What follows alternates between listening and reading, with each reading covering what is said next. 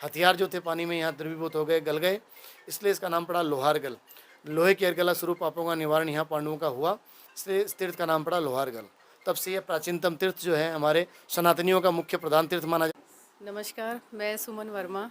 आज हम पहुँचे हुए हैं लोहागढ़जी धाम। और लोहागढ़जी धाम में वेंकटेश्वर लोहागढ़ पीठाधीश्वर जी जो महाराज हैं, स्वामी अश्वनी जी आचार्य जी महाराज। आज हम उनसे जानेंगे सूर्य कुंड स्नान के बारे में और लोहागढ़जी धाम के बारे में। प्रणाम महाराज। है। जय श्रीमन नारायण। देखिए, लोहारगल तीर्थ हमारे सनातनियों का अति पौराणिक तीर्थ स्थान है। जिस तीर्थ की हम गणना, जिस काल की हम गणना नहीं कर सकते, उस काल का तीर्थ है। उस काल खंड में भगवान के प्रथम अवतार का ये तीर्थ माना जाता है। पद्म पुराण आदि ग्रंथों में इसका उल्लेख भी आता है कि भगवान विष्णु का प्रथम अवतार, मत्स्य अवतार, इस लोहारगल तीर्थ में हुआ है।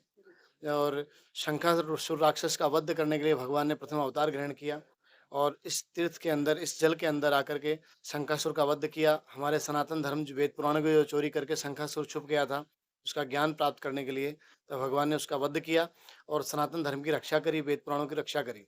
उसके पश्चात ये जल बड़ा ही पवित्र हुआ।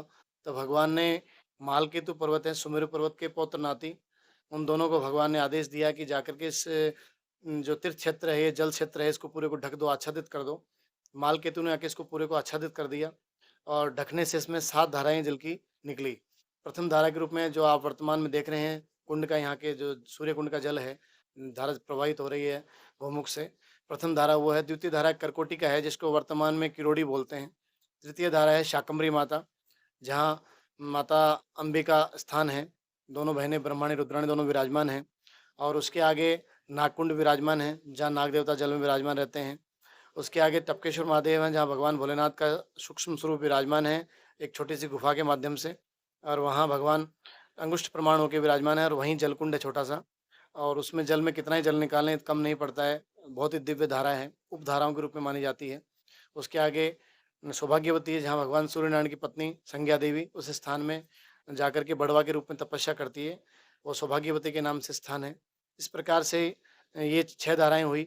7वीं धारा के रूप में खोरीकुंड है, जिसका वर्तमान में खोरीकुंड बोलते हैं, वैसे खुरकुंड नाम है, जहाँ वराह भगवान का पृथ्वी पे प्रथम बार फुट टिका, उस स्थान को खुरकुंड के नाम से जाना जाता है।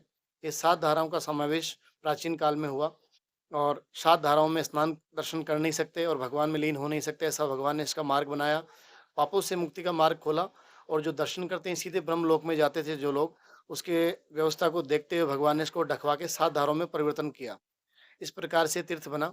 उसके पश्चात समय निकला, कालांतर में भगवान परशुराम जी हुए। परशुराम भगवान ने त्रेता में क्षत्रियों का 21 बार पृथ्वी से विहीन किया, क्षत्रियों को, धरती को विहीन किया और 21 कुंड रक्त के भर दिए। और 21 कुंड रक्त के बढ़ने पे जब उनको ज्ञात हुआ कि मैंने नरसंहार कर दिया और पाप, बड़ा ही भयंकर भारी पाप मैंने कर दिया, तब भगवान परशुराम जी ने क्रोध शांत होने पे प्रायश्चित अखंड तपस्या करी और प्रायश्चित यज्ञ किया। जो वर्तमान में ये स्थान है, जहाँ पे वर्तमान में कुंड स्थल है, वहाँ भगवान परशुराम जी ने स्वर्ण की वेदी बनाने के लिए भगवान विष्णु से स्वर्ण की मांग की कि आप मुझे स्वर्ण दें, माँ लक्ष्मी स्वर्ण दिलाएं और मैं यहाँ पे वेदी का निर्माण करके और अखंड यज्ञ करना चाहता हूँ तपस्या के लिए, मेरे जो मैंने पाप कर्म किया उसके लिए, मोक्षार्थ के लिए। तो भगवान ने जब प्रार्थना की तो भगवान विष्णु उस समय स्वयं तिरुमला में भगवान वेंकटेश रूप में अवतार ग्रहण कर चुके थे। तो भगवान ने जो है कहा, मैं तो स्वयं इस अवतार में कुबेर जी से धन उधार लेकर के कर्जदार बना हुआ हूँ, तो मेरे पास जो विवाह के लिए धन है उसी में से मैं आपको थोड़ा सा धन, तो भगवान ने ये थोड़ा सा इनको, परशुराम भगवान को धन दिया और उसी से जो धन था, यानी कि स्वर्ण जो था, उसी से वेदी का निर्माण हुआ। स्वर्ण घटित यज्ञ वेदी बनाई गई और वेदी का निर्माण करके भगवान ने यज्ञ किया। यज्ञ के पश्चात यज्ञ जब समय प्रारंभ हुआ, उस समय सब देवताओं को आमंत्रित किया गया। भगवान रुद्र के स्वामी भगवान शिव, भगवान सूर्यनारायण नवग्रह स्वामी, नारायण स्वयं, लक्ष्मी जी, सभी देव देवता यहाँ यज्ञ में पधारे। यज्ञ संपन्न हुआ। यज्ञ संपन्न होने के पश्चात अभ्र स्नान के बाद में ब्राह्मणों को भेंट देनी थी। ब्राह्मणों को भेंट देने के लिए कोई ब्राह्मण विप्र था नहीं। भगवान परशुराम जी ने जो यहाँ अदृश्य रूप में जितने भी साधु तपस्याएं कर रहे थे, ऋषि तपस्याएं कर रहे थे, उन ऋषियों को यज्ञ वेदी के माध्यम से अपने खड़ के द्वारा खंड करके और यज्ञ विधि के माध्यम से उत्पन्न किया। उनको वो टुकड़े स्वर्ण के दिए गए। जो जिन ब्राह्मणों ने आकर के उस टुकड़े ग्रहण करे यज्ञ वेदी से, जितने टुकड़े हुए उतने ऋषि उत्पन्न हुए, उन ऋषियों को वो टुकड़े दिए गए। वो ऋषि खांडवाइन ब्राह्मण बने, यानी कि जिनको कालांतर में नाम हुआ खंडेलवाल ब्राह्मण। ऐसे करके यहाँ 2 जातियाँ उत्पत्ति हुई, खंडेलवाल ब्राह्मण, और उन्हीं से बने खंडेलवाल वैश्य। तीसरा यहाँ से माहेश्वरी समाज का उद्गम हुआ है लगभग 8,500 वर्ष पहले। राम जी के बाद इक्ष्वाकु का जो लवकुश का वंश हुआ है, उसके अंदर उनका उत्पत्ति हुआ है।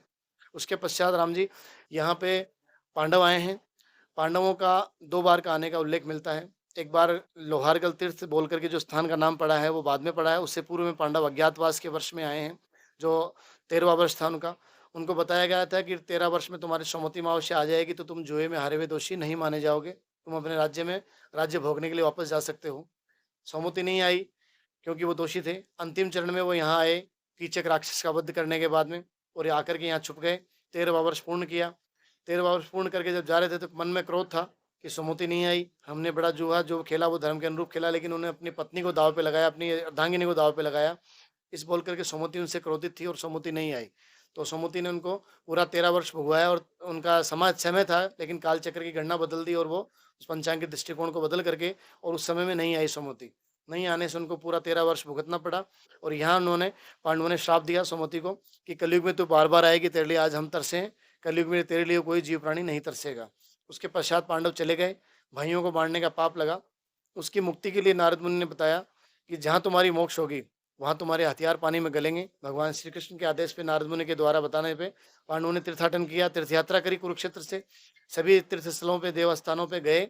ऐसा चमत्कार कहीं भी नहीं हुआ। सब जगह जाके उनके शस्त्रों को छोड़ा जल में, लेकिन कहीं भी वो शस्त्र नहीं गले। अंतिम चरण में पांडवों ने इस स्थान का ग्रहण किया और इस स्थान में आकर के अपने शस्त्रों को जल में छोड़ा। भगवान के भगवत धाम की पूजा अर्चना करी। भगवान नारायण के चरणों की, चरणारविंद की सेवा करने पे उनके हथियार जो थे पानी में यहाँ द्रवीभूत हो गए, गल गए। इसलिए इसका नाम पड़ा लोहारगल। लोहे की अर्गला स्वरूप पापों का निवारण यहाँ पांडवों का हुआ, इसलिए इस तीर्थ का नाम पड़ा लोहारगल। तब से यह प्राचीनतम तीर्थ जो है हमारे सनातनियों का मुख्य प्रधान तीर्थ माना जाता है। 3,500 करोड़ तीर्थों में 68 तीर्थों की प्रधानता मानी गई। 68 तीर्थों का गुरु तीर्थ लोहारगल माना गया है।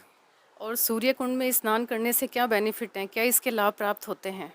देखिए, पहली बात तो गंगा किसी भी रूप में किसी भी तीर्थ में विराजमान हो, गंगा में स्नान करने से हम सबको पता है कि गंगा में अपार आशीर्वाद गंगा का मिलता है। किसी भी रूप में कोई भी पाप का रोग द्वेष, कोई भी प्रकार की ऐसी व्यवस्था सब दूर हो जाती है और भगवत कृपा हो जाती है। तो ये गंगा जल है, और गंगा जल में स्नान करने से अनेकों प्रकार के रोग दोष दूर होते हैं, भगवत कृपा होती है, पापों से मुक्ति मिलती है। और लोहारगल तो विशेष इस तीर्थ के लिए प्रचलित है। आज हमारे यहाँ हजारों की तादाद में रोज़ अस्थियाँ आती हैं।